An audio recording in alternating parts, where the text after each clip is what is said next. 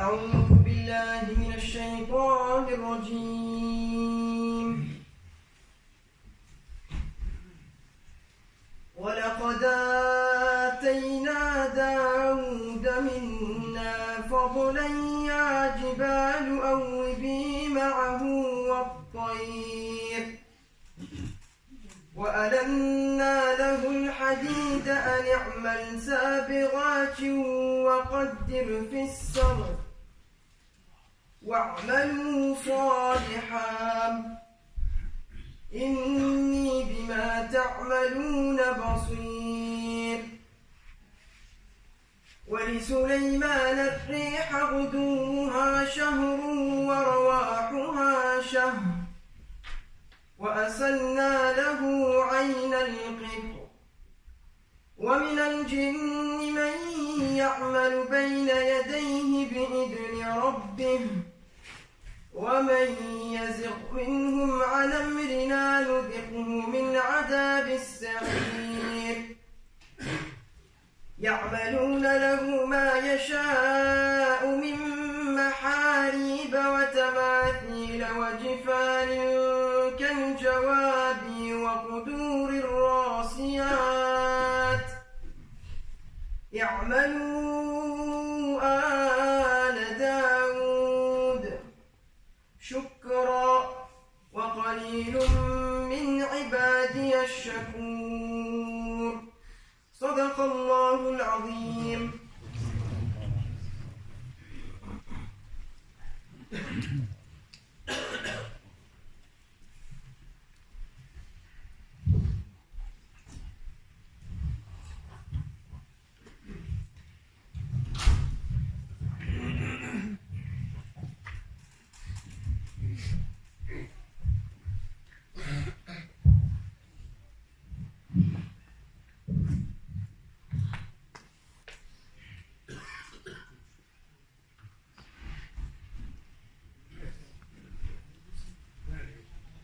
بسم الله الرحمن الرحيم.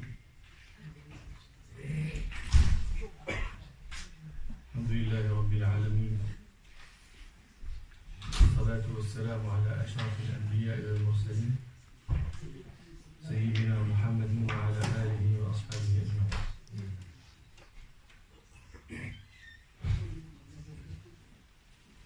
إتماما لما كنا نتحدث فيه يوما،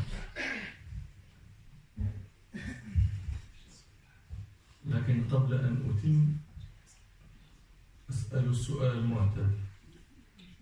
Est-ce qu'il y en a parmi vous qui ne comprennent pas l'arabe? S'il vous plaît, qu'ils lèvent leur...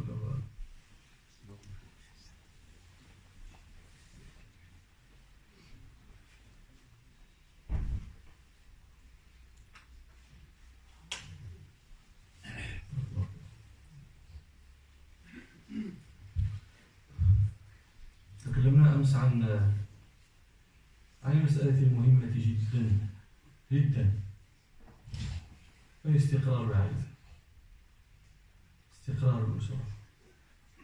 وفي الحقيقة أنتم يحق لكم أن تسألوا سؤالا، وكما يحق لي أنا أيضا أن أسأل ذلك السؤال. لماذا هذا الموضوع مهم؟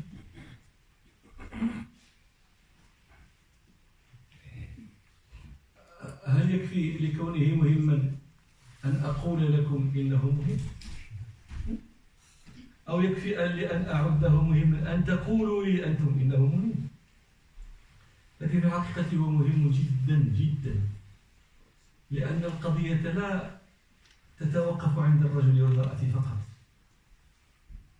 ولكن هذا استقرار الأسرة كما قال الأول شيء يترتب، شيء له ما بعده، ترتب عليه أمور فيما يتعلق بالأولاد، فيما يتعلق بالعلائق التي تنشأ من اجتماع هذا الرجل والمرأة، فأمور كثيرة تترتب على إذا وجد الاستقرار استقر كل ذلك، وإذا وجد الاضطراب اضطرب كل ذلك، وناهيك شؤما وسوءا باضطراب تلك الثمرات، الأولاد، الحماة مع زوج بنتها والبنت مع أم زوجها والأحفاد مع الأجداد كيف يتحدث بعد ذلك عن الاستقامة؟ كيف يطلب رقي؟ كيف يطلب تمثل للإسلام؟ وهذه الأمور كلها مضطربة يتصور هذا. فلهذا كان الموضوع مهم جدا. J'ai dit que, en continuation à ce que nous avons dit hier, quand nous avons parlé de la stabilité de la famille, et nous avons prétendu que c'était un sujet très important. Mais j'ai dit que j'avais le droit de poser une question comme vous aviez aussi le droit de poser cette même question. Pourquoi prétendez-vous que ce sujet est important? Pourquoi? Est-ce que cela suffit de le qualifier nous-mêmes d'important pour qu'il le soit? D'où tient-il cette importance? Je dis que peut-être que chercher une réponse à cette question relève de l'aberration. C'est une chose tellement évidente que l'importance de la stabilité de la famille. Pourquoi? Parce que ce n'est pas une chose qui se limite aux deux piliers de la famille, à savoir le père et la mère. Mais c'est une chose qui s'étend. C'est comme quand vous jetez un caillou dans une mare. Les petits cercles qui se forment autour du lieu où est tombé le caillou, c'est exactement la même chose. De cette union de cet homme et de cette femme naissent beaucoup de choses. Et toutes ces choses, s'il y a une stabilité là-dedans, tout autour sera stable. On pourra, avec cette stabilité, grâce à cette stabilité installée, on pourra parler du véritable visage de la famille musulmane, de l'exemple de la famille musulmane. Je ne dis pas la famille musulmane parfaite. Il n'existe pas la perfection, ça ne relève pas des choses de la dunya, de l'ici-bas. La perfection relève de ce qu'on trouvera, Inch'Allah, au paradis. Mais cette imperfection n'est pas une imperfection fatale. Il n'est pas une imperfection dévastatrice. C'est une imperfection comme est l'homme et la femme, comme est Allah a voulu que nous soyons, pour que nous cherchions toujours à pallier nos imperfections en quêtant toujours vers l'amélioration de nous-mêmes jusqu'à ce que nous parvenions à Allah. D'où l'importance de ce sujet, parce qu'une famille stable, c'est des relations stables. Les grands-parents, les petits-enfants, les beaux-parents, les parents, les beaux-parents de la fille, de l'épouse, avec l'épouse elle-même, la belle-mère, avec etc. Ce sont des petits problèmes, quand il n'y a pas de stabilité, ce sont des petits problèmes, mais qui démolissent. Ils sont dangereusement nuisibles. Et après, vous avez les conséquences. C'est pour ça que je pense que c'est, et surtout maintenant, et surtout pour des pays comme les vôtres, c'est un sujet à ne pas traiter, à ne pas évoquer une seule fois par an. C'est un sujet à traiter chaque vendredi. Il faut qu'à chaque instant, ce sujet soit rappelé aux gens, aux hommes et aux femmes. Il faut qu'ils sachent ce qu'ils doivent faire, leurs droits, leurs devoirs. Il faut qu'ils aient tous la vision claire.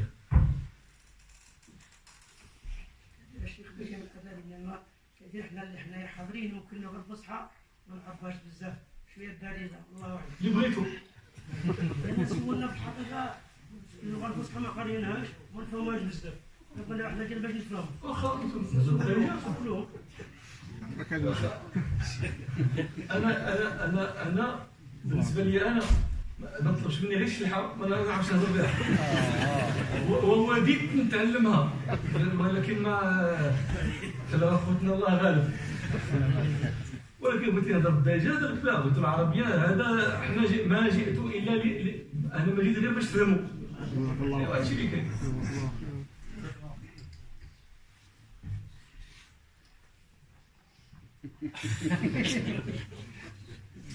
غادي نهضر شي عربيه ما واعراش، شي عربيه فصحى سهله واخا وإلا ما فهمتيش حبسني ما تحشمش تحبسني الا ما فهمتيش شي حاجه قول لي عافاك فلان ما فهمتش. تكلمنا امس عن الاستقرار متى يبدا، وقلنا انه يبدا قبل انشاء هذه الاسره، قبل ان تكون، قبل ان تجتمع، قبل ان يتزوجا. هو يفكر مع من هذه التي يسهل معها انشاء الاسره المستقره، وهي ايضا تفكر في هذا الانسان الذي معه تنشا الاسره المستقره. طبعا الدعاء هذا انا نسيت امس ان اخبركم، الاختيار والمعايير هذا شيء مهم جدا، ولكن اهم من ذلك كله دعاء. ساذكر لكم قصه عن انسان عرفته في زمن مضى. هذا الانسان كان اراد ان يتزوج و يعني اختار من بلده، اختار واحدة بان له فيها المعايير التي يخص وكذا والالتزام والدرة والحجاب إلى آخره. لكن لما خطبها ظهر له أن كل ذلك الذي رآه هو مظهر فقط، ليس معه شيء من الالتزام السلوكي. المعنى كما نقول على المغرب ما فيهاش المعنى، هذيك البنت ما فيهاش المعنى، فالله يتبع داك الشيء، ولكن داك الشيء كله المعنى ما كاينش. فصدم في جنس نساء بلده، قال لنا ما بقيت كاع نتزوج شي وحده البلاد كلها كاع بدنا نقسم هاد العيالات من البلاد كلها. تعرف شي واحد من عائلتهم تزوج من شي بلاد اخرى، صدق عليه القضيه مزيانه، قال له انت انا كيجي لي الله شي وحده من ديك البلاد، هاد البلاد ضغط عليها.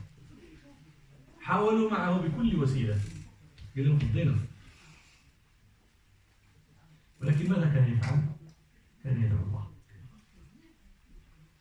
يقول هو هذا الانسان يمكن في الحج يسر الله له الحج في تلك المده، فعرف يدعو الله. ابن المراه هذاك الحج بحال داروا ذاك اللحام يعني ديك المراه اللي يطلب منها ما عنده تطلب اخر، فعرفه يطلب، في مزدلفه يطلب، في الطواف يطلب، في رمي الجمار الله اكبر يطلب، الله اكبر يطلب. نفس الدعوه. اللهم اني اسالك امراه صالحه ان نظرت اليها سرتني وان غبت عنها حفظتني. واش كلامها؟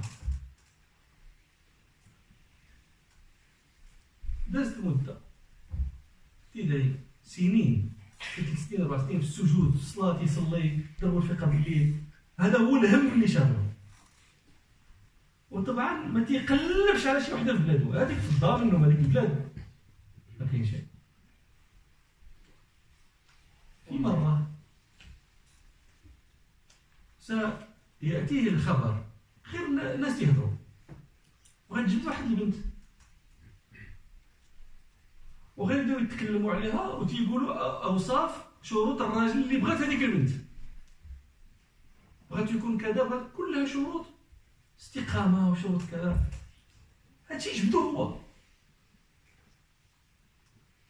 لفت نظره كاين شي وحده تطلب هادشي في البلاد، شي وحده هذه شروطها ما تشرط زين، ما تشرط فلوس، ما تشرط منصب، كل شروطها مبنيه على الديانه. استغرب هو، قال هذه ما فيها بس يشوفها لسان.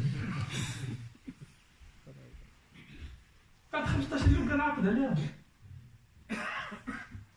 يخبر هو انه ولد له منها البنون ومنهم اللي حفظ القران وهي حفظت القران وهو حفظ القران والاسره قاعده تقرا، كل شيء يدخل الدار كلشي اللي خرب تيحصلوا المشاكل. يقول لي هكذا حتى باش تقول لي شي حاجه راه ضراتها شي تصرف مزيان اش دار هو، حتى هذه يدخل فيها التيسير ديال سيدي ربي. حتى هذه تقولها لي بشي طريقه ويعني شنو نقول لكم، هادشي اللي بغينا رسول الله صلى الله عليه وسلم. نقول لكم الدعاء.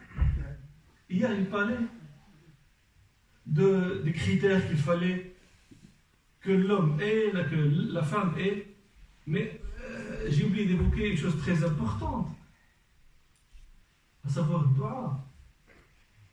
Tu demandes à Allah subhanahu wa ta'ala de faciliter la femme qui a tel et tel critère. Je veux ci, je veux ça, je veux ci, je veux ça. C'est Allah subhanahu wa ta'ala qui demande. Et puis elle aussi, elle dit, je demande ça, je demande ça. À une époque, je pense que ça existe toujours, mais ce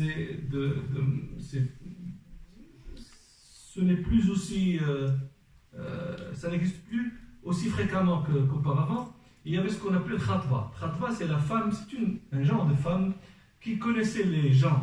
Elle connaissait les maisons, elle connaissait ceux-là ont telle fille, ceux-là ont telle fille, celle-là elle est encore, elle est propice au mariage, celle-là elle est encore jeune, etc. Donc quelqu'un qui voulait se marier allait voir cette femme et lui disait, moi je veux une femme avec tel critère, etc. Et il facilitait la chose. L'un d'eux, un jour, va voir cette femme et lui dit, je veux me marier, mais j'ai des conditions. Il lui dit, vas-y, donne-moi tes conditions. Il lui dit, je veux qu'elle soit ceci, qu'elle soit cela, et des conditions. Des conditions. Et il ne s'arrête pas de poser des conditions. Ria, elle l'écoute. Elle l'écoute. Et puis des conditions. Des conditions. Qu'elle soit patiente, qu'elle me remercie pour le peu que je lui donne, si je n'ai rien donné, qu'elle soit patiente, etc., etc., etc. Ça n'arrête pas ces conditions, elle continue à écouter, silencieuse. Il finit, il lui dit, je l'ai. Il lui dit où? Il lui dit au paradis. C'est en sorte de la voir. Ça n'existe pas. Donc, ce qu'elle a prétendu que ça n'existait pas bien, si Allah subhanahu wa ta'ala veut qu'elle vienne jusqu'à ce qu'elle se présente devant toi, Allah subhanahu wa ta'ala le fait. Et j'ai raconté l'histoire de quelqu'un qui a fait un long dua pendant des années. Il dit, quand il s'est marié, qu'il voyait de ses propres yeux les conditions qu'il voulait et qu'il demandait à Allah subhanahu wa ta'ala. Il les voyait de ses propres yeux dans la femme que Allah subhanahu wa ta'ala lui a envoyée. تكلمنا أمس عن الاختيار وتكلمنا بعد ذلك عن المنهج الذي يسيرون عليه وقلنا فيه هو تحمل المسؤوليات وقلنا فيه أيضا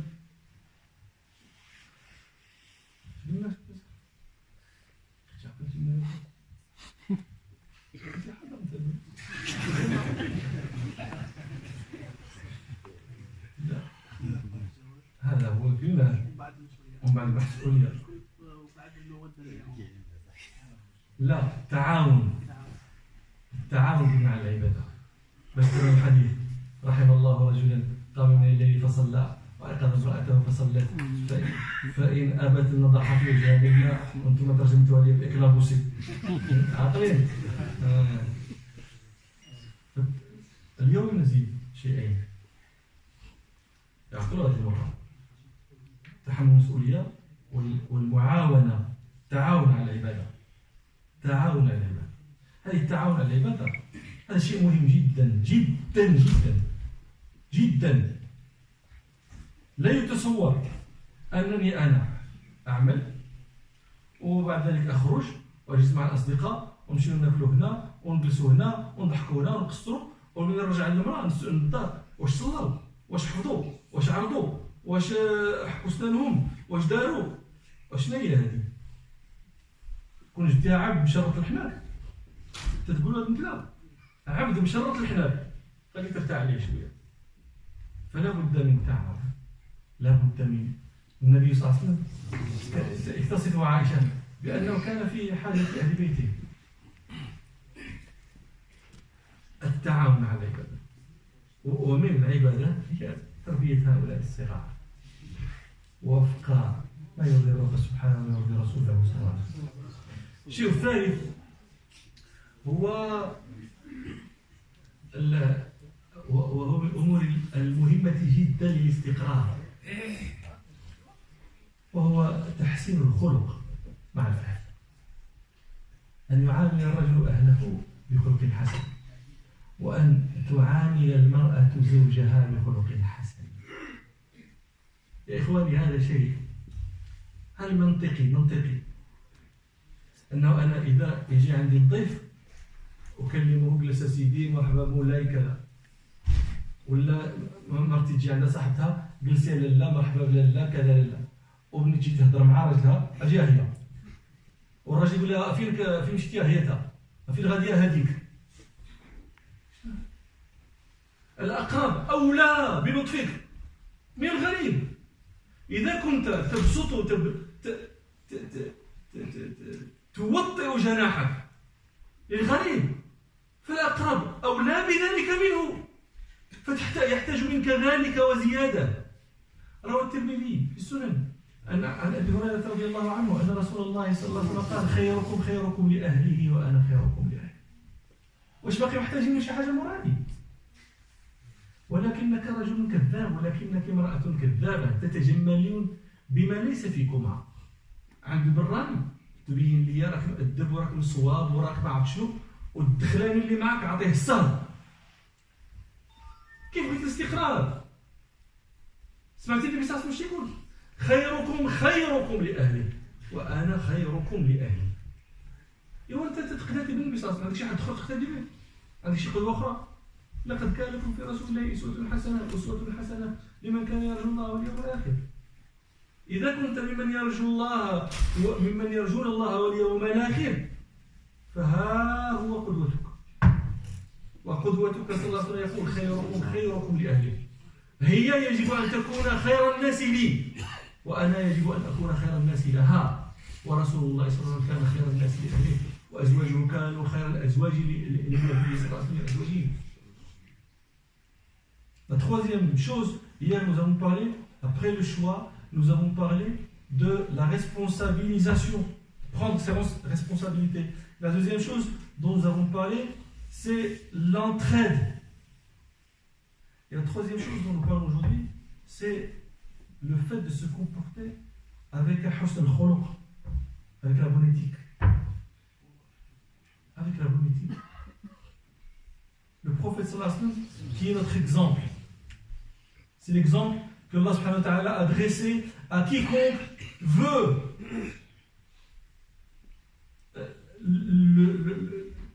être agréable à Allah subhanahu wa ta'ala quand il se présentera en face d'Allah subhanahu wa ta'ala.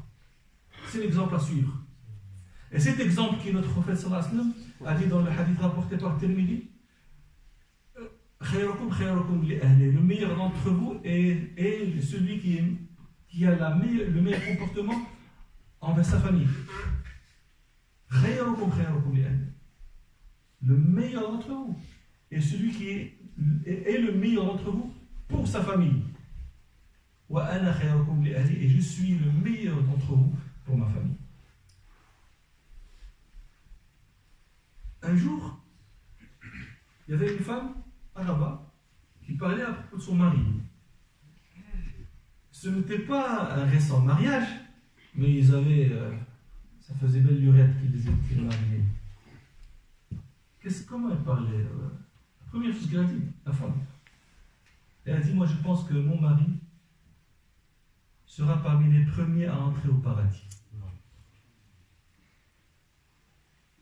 Moi, quand j'ai entendu cette phrase, tout de suite j'ai commencé à poser la question, que faisait-il cet homme pour que sa femme puisse témoigner combien beau ce témoignage de la part d'une personne qui te connaît vraiment, qui te connaît de près et qui te connaît depuis longtemps. Un récent mariage, une semaine, un mois, elle n'a rien encore vu de la chaleur, certainement. Mais quand une femme de 40 ans de mariage, de 30 ans de mariage, parle de son mari, elle a vu le meilleur et elle a vu le pire avec lui. Et ayant vu ce pire, elle dit toujours, je pense que mon mari ne sera pas le premier à entrer. Quel comportement a-t-il cet homme envers les siens? Moi je connais Flan, tu me demandes, tu me poses la question, comment est-il? Oh, ni'mal akh, masha'Allah, oh quel frère, très, et les qualificatifs, très, on dirait très, je n'ai que très. Après tu demandes à sa mère, à son père, à ses frères, à sa femme s'il est marié, ou tu demandes à son mari si elle est mariée, ils te disent A'oudhu billah min ash-shaytan. A'oudhu billah. Oh, qu'est-ce que tu crois? Ce que tu me montres, c'est un maquillage. Mais ceux-là te voient démaquillé. Voilà le vrai toi. Ce vrai toi devrait être le meilleur, parce que le prophète sallallahu alayhi wa sallam a dit le meilleur d'entre vous. Ce n'est pas celui qui fait le plus de salat, qui fait le plus de siyam, qui fait le plus de umrah, qui fait le plus de sabih, qui lit le plus de Coran. C'est celui qui est le meilleur pour sa famille. Ça, c'est un hadith. Ce n'est pas une opinion. Dans la même optique, في نفس السياق حديث المشهور الذي رواه البخاري ومسلم عن عائشة رضي الله عنها حديث أم زرع. هذا حديث مشهور معروف بحديث أم زرع. عائشة تقول اجتمعت 11 امرأة وتعاهدن وتعاقدن أن لا يكتمن من أخبار أزواجهن شيئا. 11 امرأة كلهم تجمعوا واتفقوا وحلفوا أنه كل واحدة توصف راجلها بداك الشيء اللي فيه. راجلي قالت لي الأولى راجلي كذا، الثانية راجلي كذا، وحدة قالت لهم راجلي بحال شي لحم خانز في شي جبل عالي. لا الجبل قادر تطلع منه ولا اللحم تاع لو وصلتي ليه تاكلو. يعني تخيل هاد الراجل كذا. يجيك لحم جمل غث على راس جبل وعر. لا سهل فيرتقى ولا سمين فينتقى. كل مصيبة من ما جيتي. إلى آخره. الثانية قالت، الثالثة قالت، الرابعة إلى آخره. الحادية عشرة هي أم زرع. هذه أم زرع هي كتهدر على رجلها أبو زرع. اش قال لهم؟ كما تسمعوا لها مغفو كود فودغ. هو هذه اللي طالب مسكينة أم زرع. هذه مهلوكة بتكرر سالية كان في خطرها. اش تقول؟ أبو زرع فما أبو زرع. هذه كلمة فما هذه يقولون هذه من الأسماء المبهمة. ما معنى الأسماء المبهمة؟ يعني تحتاج ما يبينها، لكن إذا لم يأتي ما يبينها إبهامها بيان. ما معنى هذا؟ عندما يقول ربنا سبحانه القارعة ما القارعة، هذه ما القارعة. العربي اللي يسمع كلمة ما كيدي يتخيل كل شيء. قارعة غادي يكون فيها كذا ويكون كذا ويكون كذا ويكون كذا. هذا الشيء كل شيء ماشي يتخيله لأنه كلمة ما. لو قال لي القارعة يكون فيها كذا وكذا وكذا صافي حصر ليه التصور. غادي يكون فيها 3 أمور، ولكن لما ما تيحصرلكش ويقول لك القارعة ما القارعة، واش يقول لك وما أدراك ما القارعة، ما عرفتيش تقول غادي يدير الزلزال ويكون كذا والجبال مش على العافية، كل شيء تتخيلو تقول مازال خليت شي حاجة. هذا تقول هكا تقول هي أبو زرع فما أبو زرع. انت هذا أبو زرع شنو بدات تقول شي أمور. قالت أناس من حلي أذنية، عمر لي ودنيا من الزواج، خلا ودنيا غير ندير راسي هكا الزواج. وملأ من شحم عضدي. هنا من هنا غلطت. ايوا تتعرفوا دابا نتوما المرأة إلا وصل الغرودية هنا ايوا الشيء الآخر كيفاش داير؟ كلها عمرها صافي غلطت كاملة. وملأ من شحم عضدي وبجحني فبجحت إلي نفسي. يعني قلت لي راكي غزالة، راكي الزينة، راكي لله، راكي كذا. قالت هي تيقت كل شيء داكشي، والتي بان لي راسي أنا الزينة وأنا الغزالة وأنا لله. وبجحني فبجحت إلي نفسي. وجدني في أهل غنيمة بشق. دارنا غير ناس فقراء عندنا شي غنيمة قليلين في واحد الطرف مليوحين. فجعلني في أهل صهيل وأطيط ودائس ومنق. يعني دارني الإبل والخيل والدراس والزرع النقي النعمة صحيح. ودابا من غير الخير، شوف دابا هذا الماتيريال الخير الحسي، حتى التصرف شي يقول لها كتقول لي فعنده أقول فلا أقبح. اللي قالت ما عمره يقول لها شو الهضره هي المهم تقول اللي قالت كأن سيبويه يتكلم ولا كأنه المتنبي تيقول الشعر ولا تبارك الله. وطبعا هذا الشيء غير ما حاجه يمكن هي كاع ما تكرهش تقدرش تصفيق على ديك الهضره كاع ما عجبهاش، ولكن هذا حسن التصرف. فعنده أقول فلا أقبح وأشرب فأتقنح وأرقد فأتصبح. ما يفيقنيش بكري باش نوض نطيب ليه، جايب لي الخدامات اللي يكفيوني الهم، الناس تنفق على خاطري. وبدات كاع شي واحد اللي عنده شي علاقه بأبو زرع بدات به، لأنه ابن أبي زرع، فما ابن أبي زرع مضجعه كمثل الشطان ويشبعه ذراع جفران. بنت أبي زرع فما بنت أبي زرع، طوع أبيها وطوع أمها وملء كسائها وغيظ جارتها. جارية حتى الخدامة ديال أبي زرع حتى هي كتبيعها. علاش؟ لأنه الخدامة ديال أبي زرع. طيب العجب ماشي هو هذا، العجب العاجل الثاني. خليت نترجم لهم فرنسا لأنه ملي يكون عجبش. Dans la même optique, le bon comportement à avoir avec les siens, le hadith très connu, rapporté par Bukhari et Muslim, qui est connu par le hadith Zara. C'est quand Aïcha rapporte qu'il y a eu 11 femmes qui se sont assises ensemble et ils se sont jurées de dire ce qu'il en est de leur mari. Chacune d'elles rapporte, qualifie son mari vraiment comment il est, sans rien cacher. Et puis, bon, elles ont commencé les unes après les autres, jusqu'à ce que vienne la 11e, qui s'appelle d'ailleurs Zara, et c'est là par lequel le hadith est connu, qui est appelé hadith Zara. Alors, cette Zara, elle est éperdument amoureuse de son mari. C'est quelque chose d'extraordinaire, comment elle parle de son mari. Elle aime tellement son mari que chaque chose qui a une relation avec son mari, elle l'aime aussi parce qu'elle a un contact avec ce Abu Zar, avec son mari. L'amour qu'elle a pour son mari s'est étalé sur les choses qui ont une relation avec son mari. Alors elle parle de son mari, Abu Zar. Oh, que vous dirais-je d'Abu Zar? Il m'a trouvé dans un... c'est-à-dire bon, il m'a acheté des bijoux, il m'a rempli les oreilles avec les boucles. Et les boucles, ce ne sont pas des petites boucles de rien du tout, 20 euros, 200 euros. Des boucles et rien, c'est la même chose. Là, ce sont des boucles, quand elle tourne un peu la tête, c'est comme si elle avait les jambes qui pendaient à ses oreilles.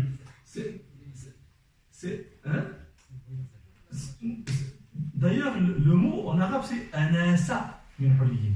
Anasa. Pourquoi nas? Les gens, sous le mot, on dit nas, les gens, c'est nas en arabe. Hein?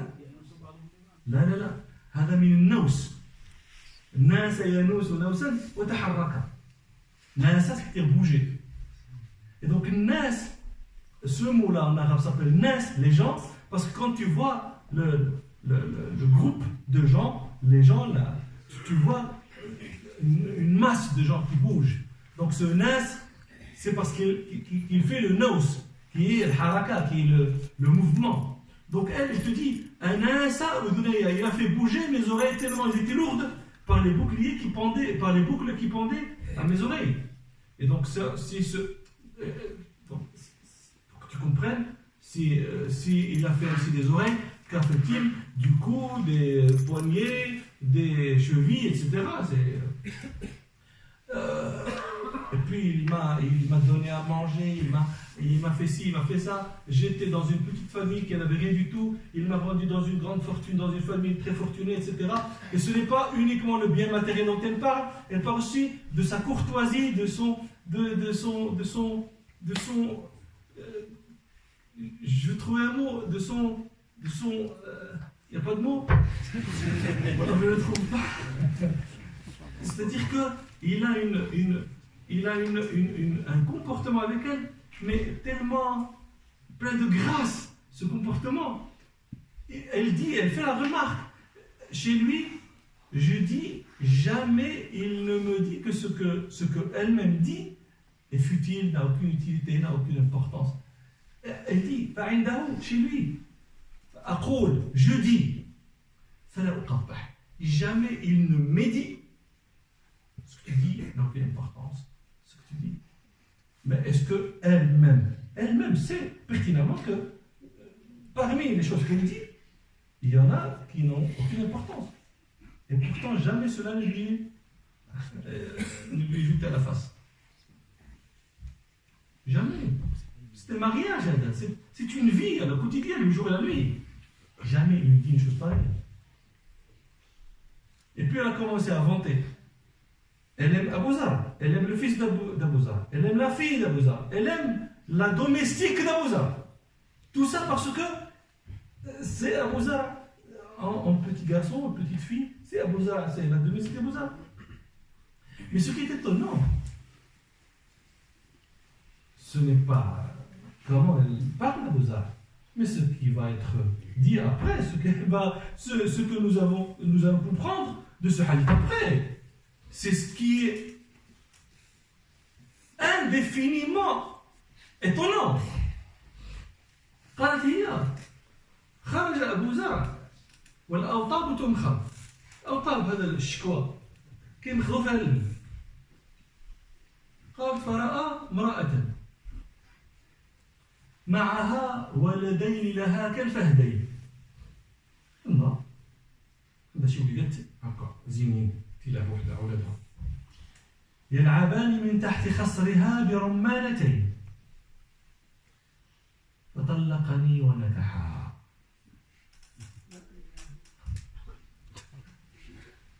يعني هذا أم زرع هي راه تتعاود هذا الشيء على أبو زرع، هي مطلقة.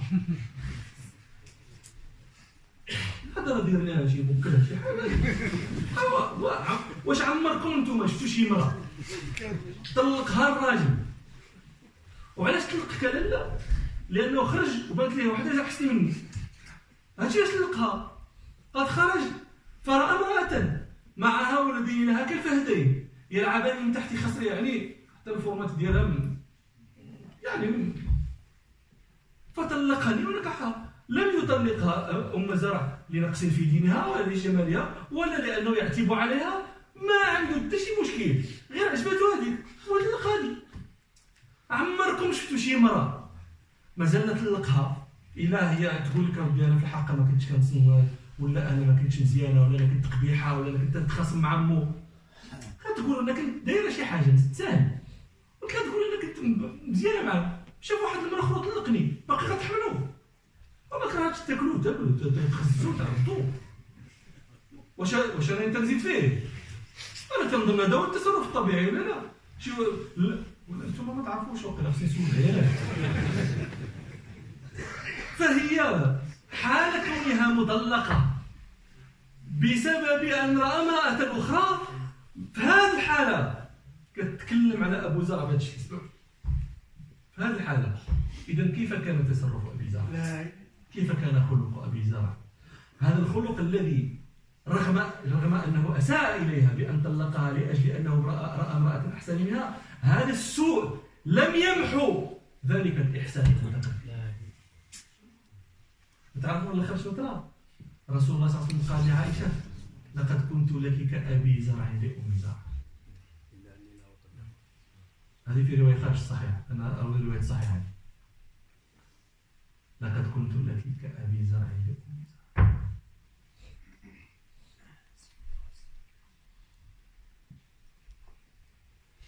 حسن الخلق. Ce qui est étonnant, c'est que dans ce hadith, Zar raconte, après avoir parlé de Abu Zar, de son fils, de sa fille, etc., il dit, un matin, Abu Zar sort et il rencontre une femme qui avait avec elle deux de ses enfants en train de jouer autour d'elle. Il me quitte et l'épouse. Ce qui est étonnant, c'est qu'elle était en train de parler d'Abu Zar en étant divorcée d'Abu Zar. Elle était divorcée. Quand elle était en train de faire son éloge, c'est une femme divorcée qui fait l'éloge d'Abu Zar. Et pour quelle raison il a fait son divorce? Pour quelle raison il l'a quitté?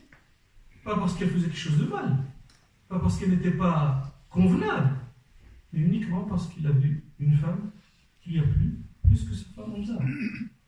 Et quand bien même cette chose, elle est très difficile pour la femme d'être quittée pour une femme, pour aucune raison valable, uniquement parce qu'il a vu plus belle, si dur pour la femme, si envenimeuse de la relation, ceci n'a pas pu endommager le portrait de Abu Zar auprès de Hamza. Je me dis, que faisait Abu Zar? Que faisait Abu Zar? Et en ce qui nous concerne, nous musulmans, le prophète après, dans la fin de ce hadith, a dit à Aïcha radiallahu anha, puisque c'est elle qui racontait le hadith, il lui dit, j'étais pour toi comme a été Abu Zar avec Hamza.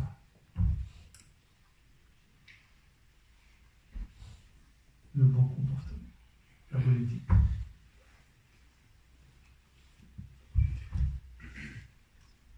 يا إخواننا من الغريب أن هذا ديننا، أن هذا نبينا صلى الله عليه وسلم، وأن هذه تركته التي تركها لأمته، ومع ذلك تسمع العجب العجب الذي لا تسمعه في أمة أخرى، تسمعه عندنا في هذه العلائق.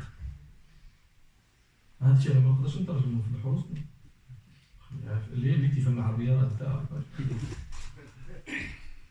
هل أنا من الأمور التي علقت في ذاكرتي وقد يعني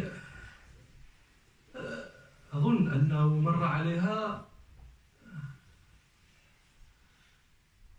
يمكن أكثر من 25 سنة، ولكني كما لو أني أراها الآن. كنت في القطار ورجل وامرأة، هو ذو لحية وهي بخمارها، يتشاتمان أمام الناس. والله الذي لا إله إلا خصمين يمكن جايين من الدار، خصمين طالعين بنيفين، وما عرفت عنده شي ولد صغير، حنا كومبارتي معامر الناس. إلا عندكم شي فضيحة خليوها للدار، لا ما قدروش. والولد بعد تيدير بسالة، الولد الراجل جبد السنطة غيضرب ولدو جات في المرض. هذاك هو الديكلونشر. ما ضربتيني ما ضربتيني، والله العظيم يقول لها الله يلعن والدي، تقول لي الله يلعن والدي. بالنسبة لها هذا فضيحة، بنادم هذا شنو وفوق قدام الناس. هذه حيوانية في مسلاخ الأناسيم. واش دابا تخيلوا واش كون باقي ما تصلش النبي صلى الله عليه وسلم يقولوا حنا الجاهليه مازال دين، مازال كتاب، ما تبعث لنا حد. تخيلوا النبي ديالنا فين، والصحب فين، والناس كي كانوا، ماشي غير طلع غير شويه، واحد جوج ديال الاجيال ثلاثه، ما بقاش تلقى العجب. الراجل يحترم والمراه تحترم، وبات الراجل محترم وامه محترمه ونسيبو. كيفاش هادشي ما فهمتش انا. دا وحشني جانا منين جانا النبي صلى الله عليه وسلم. سيرته تسحر. هذا انا اقول دائما، مستحيل ان يعرف انسان النبي صلى الله عليه وسلم فلا يعشقه وان لم يؤمن به، ولكن ما يمكنش ما يبغيه، لانه يرى تصرف غريب في الرقي، في الادب، في الخلق، شي حاجه ما تتصورش. كلكم تعرفوا حديث البخاري ومسلم عن عائشه رضي الله عنها يوم كان النبي صلى الله عليه وسلم عندها ومعه بعض أصحابه وبعثت امرأة من النساء، هذه قالت اسمها معروف، ضربات القصعة فطاحت ترسة قال هارت أمكم. طيب شكون يدير هذا؟ أنت ما أنت حاجة، ما أنت نبي، ما أنت ملك، ما أنت رئيس، ما أنت سعيد كمالي، ما أنت حد. أنت إيش؟ ما مشيتي ما جيتي ما دوت حاجة، وعندك شي ناس صحابك فيكس كلهم يكس بحالك، ودخلت المرأة دارت شي حاجة وتغادر تغوت عليها، دارت بحال هكا. جا اختك مثلا صيفطت لك شي ماكلة ومراتك جات، علاش ما هاد اختك اللي صيفطت الماكلة ولا مالي ما عرفتش نطيب زعما، انا مالي ما ولاحت هذيك الماكلة من الشر قدام صحابك وانت تتشوف شنو رد الفعل؟ وماشي انت خواف ولا المرأة حاكمة، لا انت حاكم، انت في دارك، انت الراجل، كيفاش يكون التصرف؟ فرنسا ما بغنيش كيفاش يكون التصرف؟ لو انك لا تخاف عقابا كيف يكون التصرف؟ اقل ما يكون كاع لا ما ضربتي ولا ما درتي شي حاجه، اقل ما يكون شوهتيني قدام صحابي ما تحشميش، وكيفاش يبان اليوم انا واش انا ماشي راجل وديري ليا. هذا النبي صلى الله عليه وسلم يضحك يقول لهم غلط امكم، يضحك لانه يعرف العوالم البشريه. وانت تابع المعاهد اطلب تخوض باقي انت باقي انت اهم من النبي صلى الله عليه وسلم، ولا ما خصها تكون اعقل من عائشه؟ فين العقل؟ هذا حديث تعرفه، لكن اللي يمكن هو ما مشهورش بزاف هو ما رواه النسائي في السنن الكبرى عن عائشه رضي الله عنها قالت جاءتنا سوداء، زارت سوداء بنت زمعه النبي صلى الله عليه وسلم في بيت عائشه وتوبتنا وبيت عائشه. قال فجلس النبي صلى الله عليه وسلم بيننا ووضع رجله الكريمة، وضع رجلا في حجر عائشة ورجلا في حجر سوداء، وجلس النبي صلى الله عليه وسلم. عائشة قالت فصنعت لها حريرة أو قالت خزيرة ماكلها، وقلت لها كلي، فقالت سوداء لا حاجة إليها. غضبت عائشة رضي الله عنها، بل أنا زعما تعنيت ليك وتكلفت ودرت ليك وهذا ما تاكليش. فقالت عائشة لتأكلي أو تخلي لي وجهك. سوداء قالت لا باش شنو؟ فعائشة دار داك الشيء دارتو لها في وجه سوداء. هادشي دابا شنو؟ هادو راه النبي صلى الله عليه وسلم هنا جالس حداهم. يا عباد الله الآن أنت تخصموا قدام ولادك، إلا تخصموا أنت حاضر تحترمونيش، تحشموش مني، أنا باكم ولا الزبل، أنا واش أنا شكون؟ كيف هاسين ماشي هكا. هذا رسول الله صلى الله عليه وسلم. لقد كان لكم في رسول الله أسوة حسنة. اش دار؟ فمن التي لطخ وجهها؟ سوداء. فجمع رسول الله صلى الله عليه وسلم رجله من حجر سوداء. رجلين النبي صلى الله عليه وسلم، رجل عند هذه ورجل عند هذه. عائشة لطخت وجهها سوداء. النبي صلى الله عليه وسلم جمع رجليه من عند الحجر من الحجر السوداء. خلى رجله اللي عند عائشة هاي هذيك بقات. ومن يجمع رجليه من هنا شنو فهمات؟ فهمات سوداء أن النبي صلى الله عليه وسلم ما عنده مانع لا بغات تنوض لها حتى هي. لا بغيتي تنتقمي أنا جمعت لك رجلي أنا ما حابسكش. فهمات سوداء داك الشيء دارت حتى هي، دارت لعائشة الوجه في وجهها. ورسول الله صلى الله عليه وسلم يضحك. تيشوف داك الشيء تيضحك. شنو تيسمع النبي صلى الله عليه وسلم؟ تيسمع برا حدا غرفة النبي صلى الله عليه وسلم عمر بن الخطاب تيعيط على ولده يا عبد الله بن عمر يا عبد الله بن عمر، ويقول النبي صلى الله عليه وسلم عياته يقول لهم قوما فاغسلا وجوهكما ما اظن عمر الا داخلا. فين دخل عمر ما يخصوش يشوفوا الفضيحه في وجوهكم انتم مجمعين. واش هذا؟ شتي كيفاش كتبان السعاده في وجوهكم انتم وانتم راه ما عشتوا هذا الشيء، ما شفتوه والو. تخيل عائشه وسوداء كيفاش يحسوا داكشي باش تفهموا من النبي صلى الله عليه وسلم كيفاش يحماقوا الصحابه، كيفاش يحماقوا، كيفاش عمر يسخف يجي الاستغفار. كيفاش انس رضي الله عنه يقول لما هاجر النبي صلى الله عليه وسلم الى المدينه اضاء منها كل شيء، فلما مات اظلم منها كل شيء. شو هالتصرف؟ ولكن النبي صلى الله عليه وسلم اترك المسلمين. اترك المسلمين. Je dis que parler à propos du prophète sallallahu alayhi wa sallam était enivrant. Son éthique, son comportement, sa bonté, sa courtoisie. C'est des choses, c'est vraiment enivrant.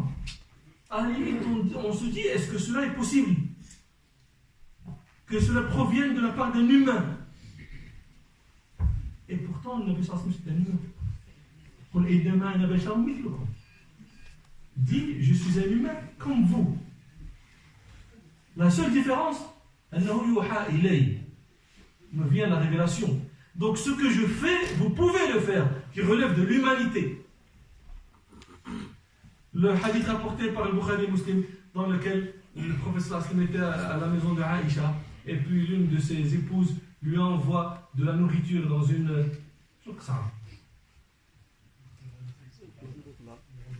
Là, c'est une... Vous savez, je ne sais pas ce que ceux qui... L'assiette, le plat dans lequel on met le couscous. Non, mais si on boit. En terre, en argile. عفوا المهم اللي تعرفها ولا اللي ما تعرفهاش. Elle se brise. C'est un plat qui se brise. Il est jeté par terre et il se brise. Et puis, le prophète sallallahu alayhi wa sallam avec quelques compagnons, et c'est la maison de Aïcha, et puis l'une de ses épouses lui envoie quelque chose à manger dans un plat, dans ce genre de plat qui se brise. Et puis Aïcha se met en colère, quand vient le domestique avec le plat, elle se met en colère, elle frappe dans le plat, il tombe et il se brise en 1000 morceaux. Et quelle est la réaction du prophète à ce moment-là? Qui subit, si c'était nous, l'un de nous dirait, comment tu peux me faire subir cet affront devant mes amis? Que dirait-il?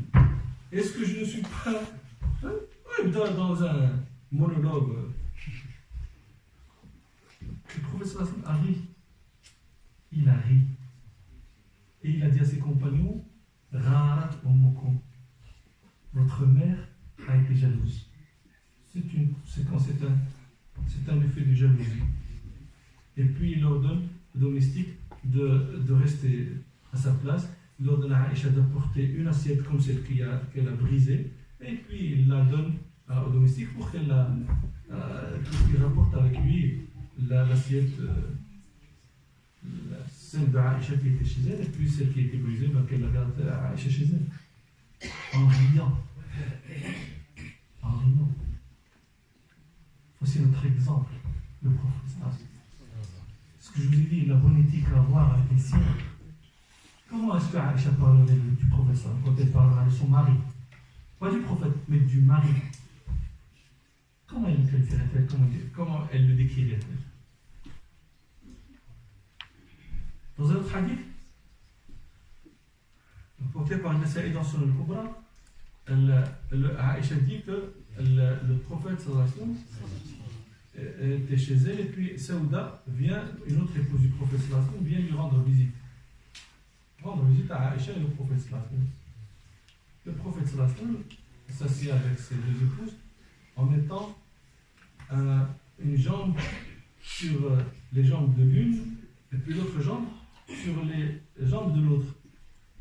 Aïcha avait apporté une nourriture pour Saouda, et Saouda lui propose de manger. Saouda dit, je n'ai pas envie de manger. Aïcha s'offusque un peu parce qu'elle se dit, bon, j'ai fait quelques efforts pour toi, la moindre des choses est que tu manges. L'autre ne veut pas manger, Saouda ne veut pas manger. Aïcha lui dit, soit tu manges, soit je te le mets sur le visage. Je n'ai pas envie de manger et je lui mets sur le visage. Il y a une voiture qui bloque un berlingot gris, immatriculé ES 456 SP, garée dans le parking en face. Si vous pouvez déplacer sa voiture, il y a une personne qui est extrêmement pressée pour partir. Berlingot gris, ES 456 SP.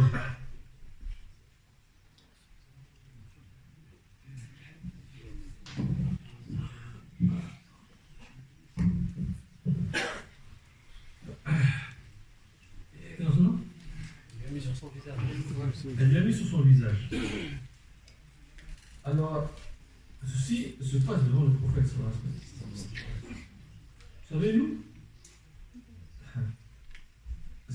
quand une chose comme ça se passait, quand deux personnes se disputaient devant leur père, devant leur frère aîné, ils se mettaient en colère.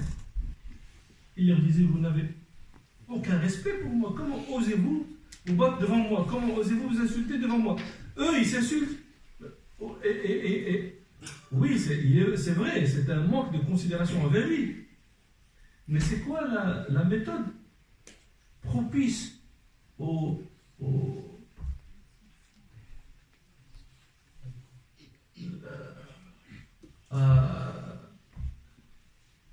gérer la situation? Comment il faut faire? Regardez le prophète sallallahu alayhi wa sallam. Qu'est-ce qu'il a fait? Eh bien, il a retiré sa jambe, celle qui était sur Sauda, qui avait le visage barbouillé de nourriture. C'est là compris du geste du prophète sallallahu alayhi wa sallam, puisqu'il a retiré sa jambe, qu'il n'avait pas d'objection à ce qu'elle fasse de même pour Aïcha. Puisque lui, il a... Regarde, si tu veux, c'est comme si... Elle a compris que si tu veux, tu peux lui faire la même chose. Je ne t'empêche plus par ma jambe. Et elle l'a fait. Et le prophète sallallahu alayhi wa sallam rit de ce qu'il voit. Parce qu'il comprend le fonctionnement de... Et puis, il leur demande, parce qu'il pense que Omar ibn Khattab, qui est en train d'appeler son fils, il pense qu'il va entrer, il leur dit, allez laver le visage, je pense que Omar va entrer, donc ce n'est pas convenable qu'il le voit ainsi. Bien sûr, je pense que ceci était avant le hijab frappé sur les femmes du prophète sallallahu alayhi wa sallam. Et je dis que c'est notre exemple. Nous n'avons pas d'autre exemple. Et le prophète sallallahu alayhi wa sallam, c'est l'exemple qui nous rend présentables à la face des nations. C'est l'exemple du prophète sallallahu alayhi wa sallam. Tout autre exemple est un exemple qui ne nous convient pas. Et je dis que quiconque apprend qui est ce prophète, qui est cet homme, comment il fait, comment il se comporte avec ses amis, avec ses ennemis, avec les grands, avec les petits, avec les enfants, avec les femmes, avec les vieux, avec les intimes, il ne pourra que l'aimer. Forcé de l'aimer, même s'il ne croit pas en lui en tant que prophète. Mais qui est-ce qui voit un bon comportement, une éthique irréprochable pour tout le monde et qui n'aime pas cette personne?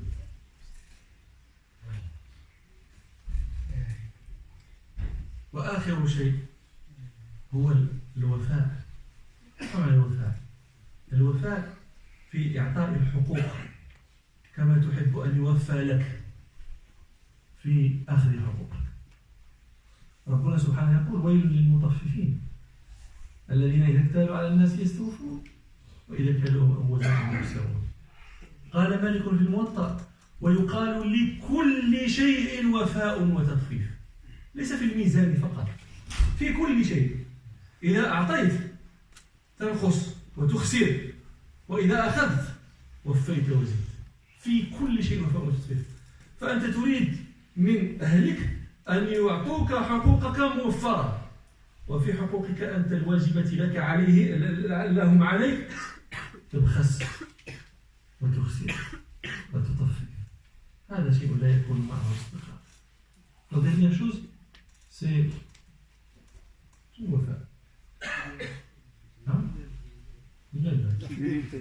Hier, on a fait des théories, mais c'est facile. L'équité. L'équité. L'équité dans les obligations et devoirs. Sois équitable envers les devoirs que tu as, comme tu aimes que l'on soit équitable envers toi dans les choses qui te sont dues. Et ceci est un problème dans les ménages. L'homme ou la femme, chacun d'eux regarde ses droits à lui et il veut les avoir en entier. Mais quand c'est à lui de donner les droits des autres, il essaie toujours de...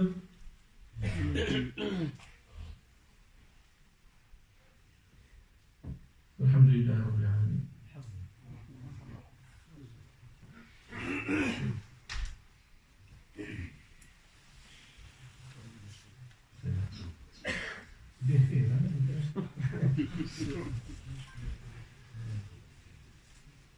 يقول السلام عليكم ورحمة الله وبركاته. هل يجوز الجهر بها عند الدخول إلى المسجد؟ هو لا ينبغي الجهر في المسجد بأي شيء. بأي شيء. مفروض رفع الصوت في المسجد لا يليق أن يكون بأي شيء.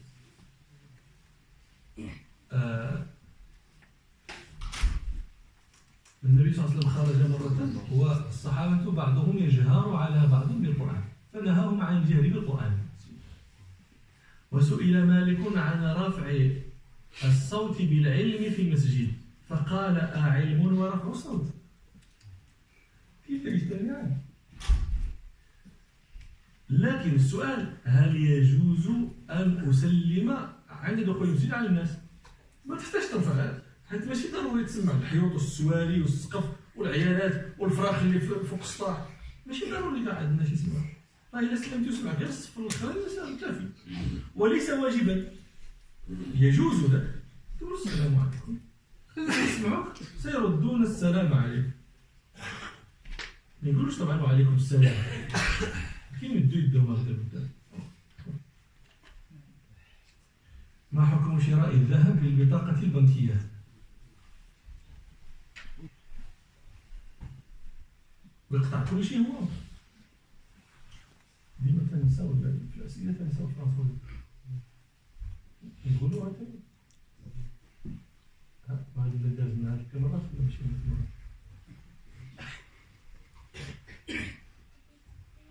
هل يجوز شراء الذهب بالبطاقة البنكية؟ يعني عند الذهبي يتخلص بالبطاقة هذا المقصود. ها؟ ما عرفتش انا شنو عندكم ذهبي انا شي واحد كيبيع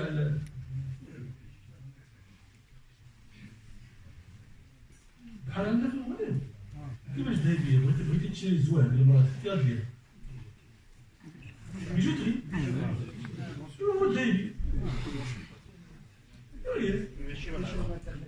ماشي بالعبار.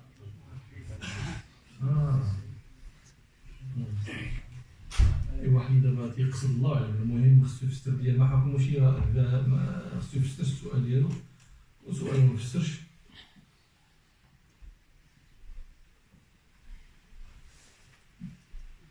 يقول كيف يحسب عامل البناء زكاته علما بأن ما يتقاضى يذهب في النفقة وشراء أدوات العمل إلى آخره. إذا كان ما يتقاضى ويذهب شو زكاة عليه؟ عليه زكاة. إذا لا يبقى عنده نصاب ليحول عليه الحول فلا زكاة عليه.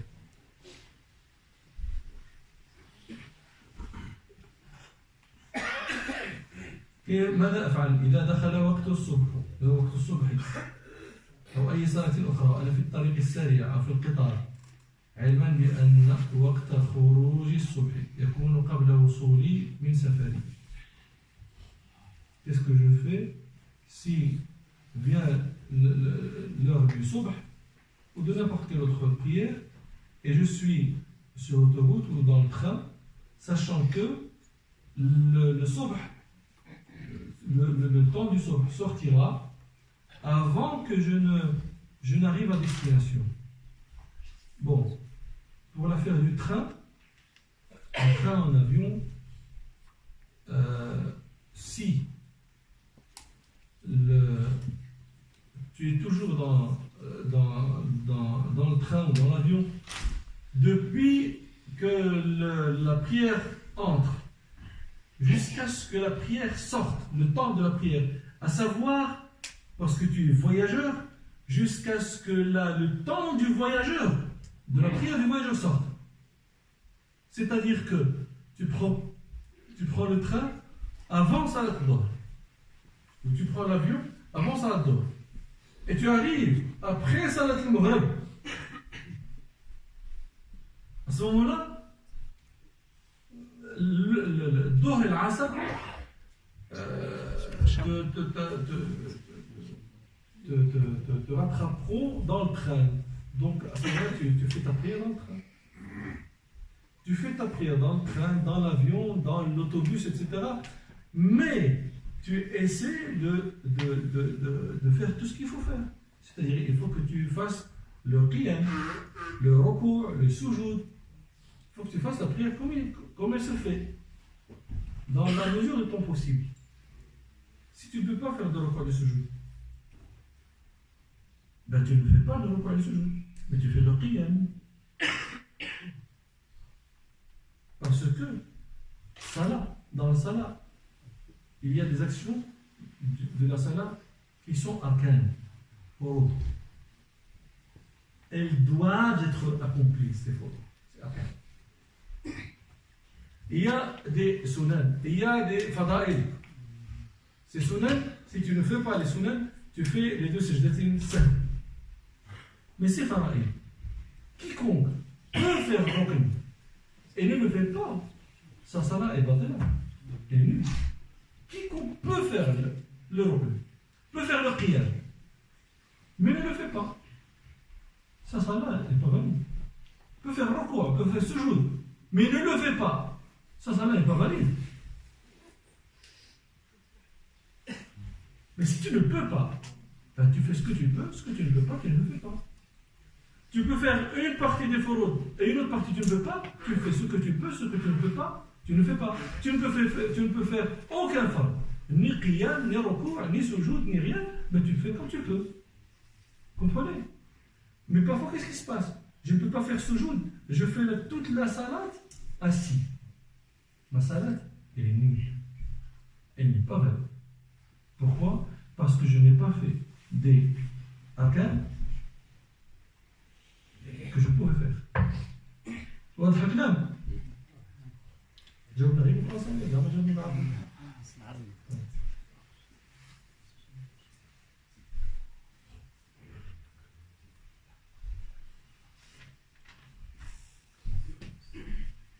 Si par contre la sala tu as encore le temps une fois arrivé et tu ne peux pas faire de prière dans ton train ou dans ton avion. Maintenant, si tu es dans l'autoroute, tu peux arrêter ta voiture quand tu veux, dans une aire de repos. Il faut que tu fasses ta prière. Parce que ça m'étonnerait que depuis le Dhuhr jusqu'à l'Maghrib, tu n'as aucun endroit pour faire ta prière, pour arrêter ta voiture et prier. Ça m'étonnerait beaucoup. Ah, c'est dit?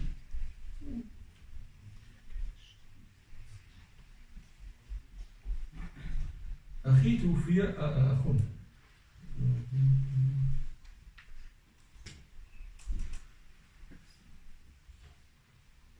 هذا سؤال في الإرث يأتيني صاحبه.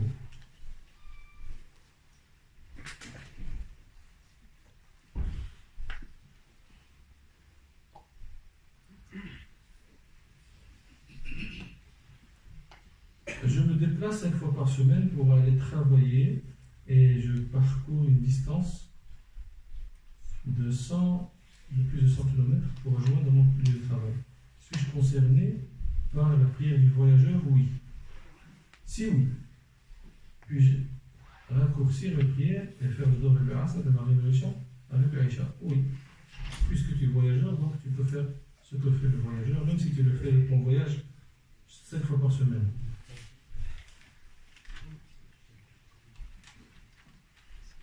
أنا أعمل شو؟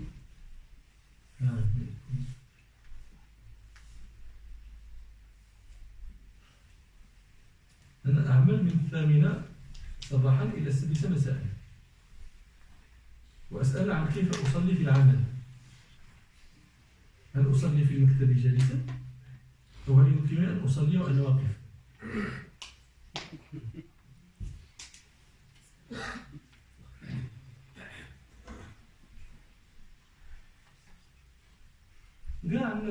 لكم 8 6 العشيه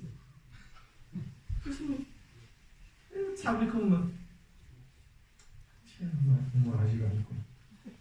لا ماشي يمكنك أو يمكنني أقول أو يجب علي أن أصلي واقفا. أنا الله كما تنقول كل ما تستطيع أن تفعله من الأركان فلم تفعله فصلاتك باطلة. ونقول للإخوان اللي تخافوا خاف إلا درتي الجريمة، خاف إلا بغيتي تسرق، خاف إلا بغيتي تبيع الحشيش، خاف إلا بغيتي تكريسي شي حد، ماشي تخاف إلا بغيتي تصلي. هذه هي الصلاة. هل تجوز زكاة المال لأجل بناء مسجد؟ لا، إلا إذا كان هذا المسجد فيه مدرسة يحفظ فيها القرآن ويدرس فيها العلم. حتى حفظ القرآن وحده لا يجعل الأمر جائزا، بل لا بد من القرآن والعلم. مثال محاضرة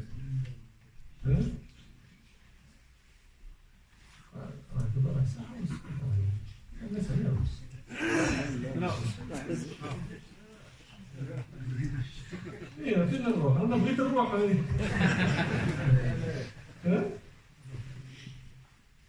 الشيخ كمالي واحد السؤال على هذاك لحظة. شوف الناس الله يجزيكم بخير. شوف انا جالس مرتاح قدامي لمويه راه عشت كاشرب. انتوما ما جالسين مرتاحين ما حداكم مويه. الرجلين تيضروا، الركابي تيضروا، الظهر تيضر، الانسان تيعيا، وانا كتبقاو فيا. بان لي ساعه ونص نتوما جالسين تنظن الله يجعل البركه. ما بغيتش. اما انا جالس بحال مجمع معكم. الله يبارك فيك، ولكن واخا خصني الانسان يكون محدود. شيخ إلا فتحنا هذا الباب ديال السؤال الشفوي غادي ما نسمعوش. السؤال اللي يلاه داز ديالك؟ لا السؤال اللي داز قبل. مالو؟ تاع الصلاة ولا؟ ما هي الطرق الشرعية للبحث عن الزوجة الصالحة؟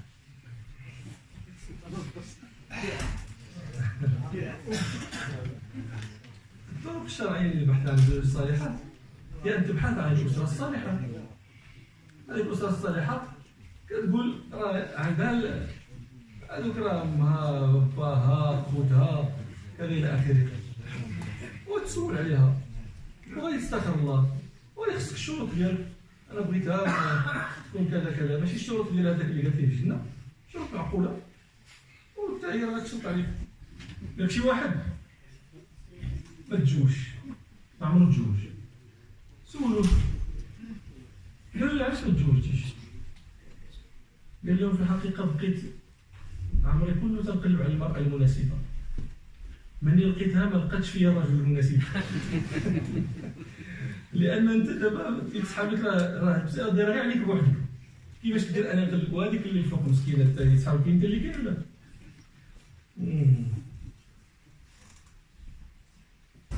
هل يمكن جمع صلاة الظهر والعصر في جماعة إذا كان هناك عمل أو دراسة من الظهر إلى المغرب؟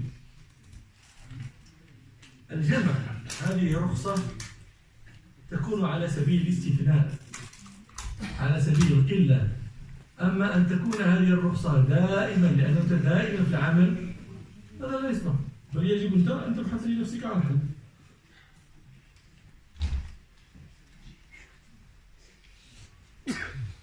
هل يمكن الصلاة في مكان يشبه الحمام؟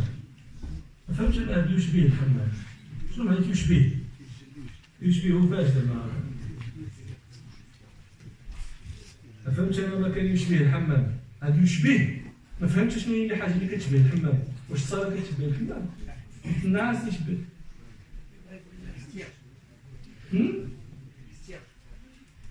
هو اللي طرح السؤال أخي يفسر شنو هو يشبه الحمام، ولا خصني نجاوب على شي حاجة ما طيب على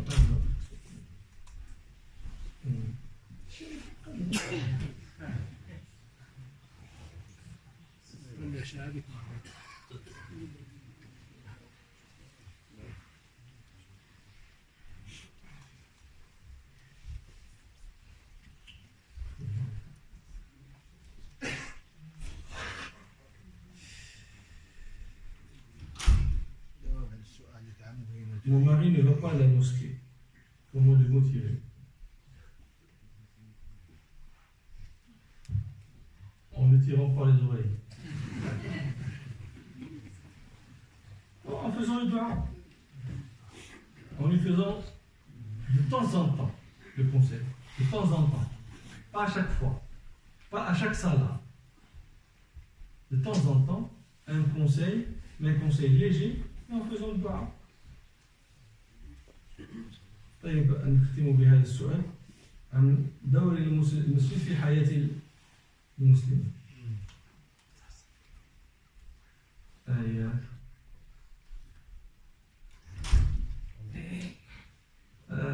باختصار. La question est le rôle de la mosquée dans la vie du musulman. En résumé, pour faire court,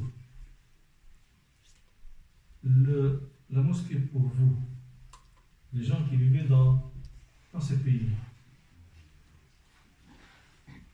c'est votre lieu où vous respirez de l'oxygène. C'est l'endroit où vous faites votre plein. C'est le centre autour duquel tourne votre vie. Pour vous, la mosquée n'est pas un lieu vers lequel vous venez pour faire 5 prières par jour et puis vous partez. Non. C'est le lieu où se rencontrent les musulmans, où les uns demandent auprès des autres. J'ai besoin d'un électricien, ben je viens le quérir à la mosquée. J'ai besoin d'un professeur de maths pour mon fils, c'est à la mosquée que je le trouve. J'ai besoin d'un conseil d'avocat, je demande à l'avocat qui fait la prière avec moi. J'ai besoin d'un médecin, etc. La mosquée, pour vous, c'est un lieu c'est une phrase qui rentre dans tous les chapitres de votre vie. Si vous voulez que ce mot-là, que cette phrase, La ilaha illallah, Muhammad Rasulullah, pérenne, reste dans votre descendance. Il faut que vous compreniez que ce n'est pas un lieu juste. On se rencontre dans l'Asr et une fois par an, par mois, là-bas, il y a un dars et on y va. C'est du quotidien. C'est comme tu vas chez toi, tu viens à la mosquée, tu regardes tes frères, tu demandes auprès d'eux, tu as besoin de ça, ils ont besoin de ci. C'est ça la mosquée dans la vie du musulman dans ce genre de pays. Ce n'est pas la même chose pour nous, parce que ces choses-là qui se font normalement ici, à la mosquée, pour nous, ils se font ailleurs aussi. Nous avons ceci, mais vous ne l'avez pas. C'est le lieu où il devrait se trouver. Si ce genre de mosquée, vous ne l'avez pas, il faut que vous la façonniez. Il faut que vous fassiez en sorte qu'il existe. C'est pour votre bien. Alhamdulillah Rabbil Alamin. J'ai visité l'endroit que vos frères ont acheté ici, en face de la mosquée. Ils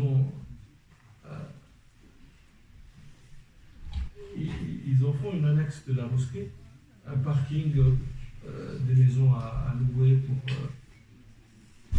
pour ajouter, pour aider pour le fonctionnement de la mosquée. Vous savez, dans ce genre de pays, il n'y a pas aux Awqaf. Le ministère des Awqaf, des Habous, des affaires islamiques, ça n'existe pas chez vous.